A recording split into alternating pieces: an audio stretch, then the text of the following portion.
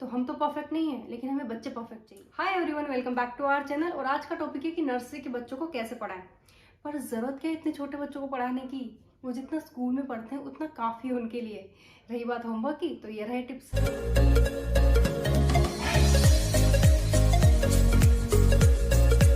Number 1 tip है routine. मैं हमेशा कहती हूँ, और ये प्रो टिप है, कि बच्चों को बचपन से ही आदत हो एक रूटीन के हिसाब से चलने की। कभी भी खेल लिया, कभी भी स्क्रीन ले ली, कभी भी पढ़ लिया। बच्चों के साथ मिलकर उनका टाइम टेबल बनाएं। ये नहीं सोचना कि तो इतना छोटा है, ये क्या समझेगा।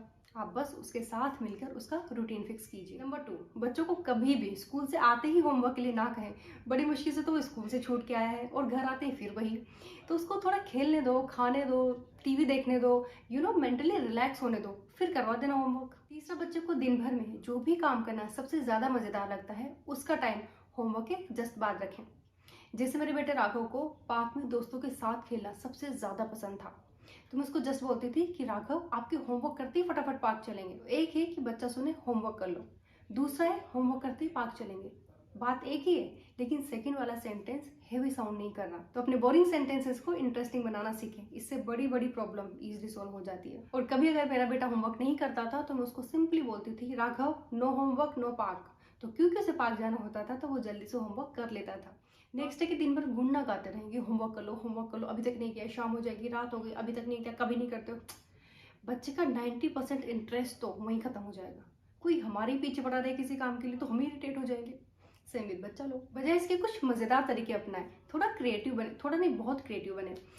जैसे आप अपने काम को अपना होमवर्क बोलिए कि मैं अपना होमवर्क करती हूँ, आप अपना होमवर्क करो, देखिए पहले कौन करता है, कौन जीतता है। या कभी घर में सबसे पूछा जाए कि पापा आपने अपना होमवर्क किया, मम्मा आपने अपना होमवर्क किया, बच्चा आपने अपना होमवर्क किया।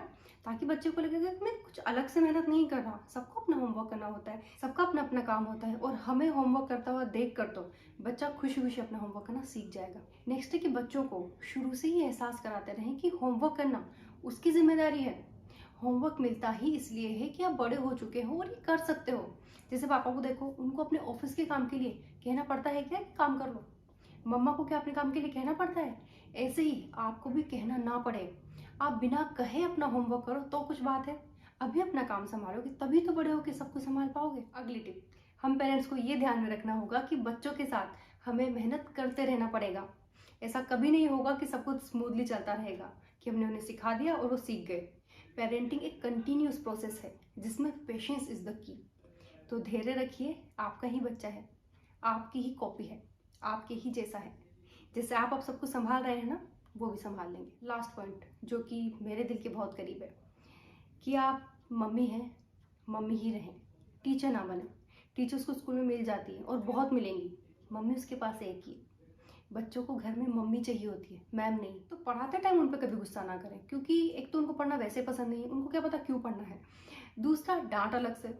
ऐसे में बच्चे पजल्ड हो जाते हैं और उनको जो आता है वो भी भूल जाते हैं। बेसिकली उनकी परफॉर्मेंस डाउन हो जाती है। तो प्लीज़ मेरी सारे पेरेंट्स से रिक्वेस्ट है कि पढ़ाई के समय इरिटेट ना हो।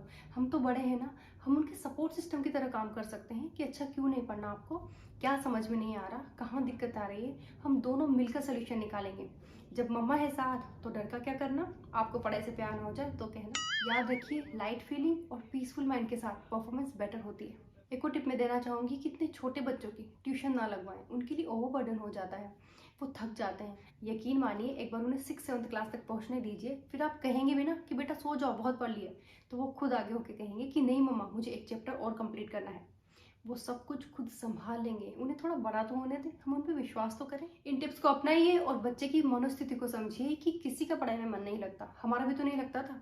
तो हम तो परफेक्ट नहीं है, लेकिन हमें बच्चे परफेक्ट चाहिए, जो टाइम से होमवर्क कर ले, स्टडी कर ले, हेल्दी फूड खाए, टाइम से सो जाए, टाइम से उठ जाए, अपने आप सब कुछ कर ले। अगर हम बच्चों की एज को ध्यान में रखेंगे तो हमें सब कुछ समझ में आता जाएगा और हम परेशान नहीं होंगे।